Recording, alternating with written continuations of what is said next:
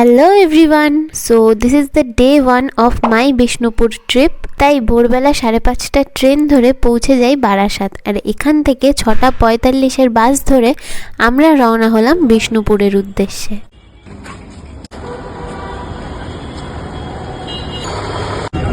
সকালবেলার ঠান্ডা ঠান্ডা হাওয়া আর প্রাকৃতিক দৃশ্য দেখতে দেখতে বাসে বসেই ব্রেকফাস্ট সেরে নিয়ে প্রায় মোটামুটি 4.5-5 ঘন্টার জার্নি করে আমরা পৌঁছালাম বিষ্ণুপুরে।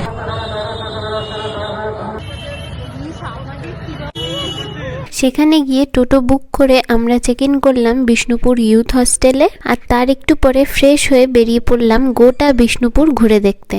তো প্রথমেই সবকটা মন্দির ঘুরে দেখার জন্য একটা টিকিট কাটতে হয়, যেটার দাম ছিল 25 টাকা করে। এরপর বিষ্ণুপুরের সমস্ত ফেমাস টেম্পলগুলো ঘুরে দেখলাম, আর এখানকার সব চোখ ধাঁধানো আর্কিটেকচার, সত্যি কথা বলতে কোনটা ছেড়ে কোনটা দেখবো সেটাই বুঝতে পারছিলাম না। সত্যি নিজে চোখে না দেখলে আমি বুঝতেই পারতাম না যে এগুলো সামনে থেকে কতটা সুন্দর দেখায়। তবে কিছু কিছু মন্দিরের দেয়ালগুলোর কাজ নষ্ট হয়ে গেছিল, তাই সেখানে মেনটেনেন্সেরও কাজ চলছিল আর সেগুলোকে ঠিকঠাক করে রাখা হয়েছিল আবার। তো তোমাদের মধ্যে কি কেউ আছো যারা বিষ্ণুপুর আগে গেছো? আমার তো এটা ফার্স্ট টাইম। তো তোমরা যদি কেউ আগে গিয়ে থাকো তাহলে আমাকে কমেন্টসে জানাতে পারো।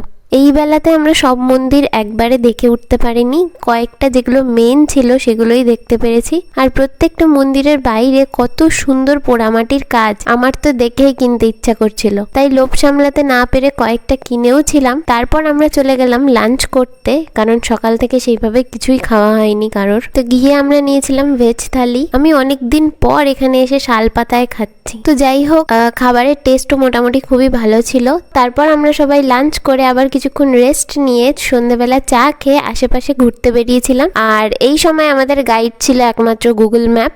তো যেই যেই জায়গাগুলো আমাদের মিস গেছিল সকালবেলা, সেই জায়গাগুলো আমরা ঘুরে ঘুরে দেখছিলাম। আর এই সময় ঘুরতে ঘুরতে একটা ভালো জায়গার সন্ধান পেয়েছিলাম, যেটা আমি তোমাদের সাথে নেক্সট ভিডিওতে শেয়ার করব। So by.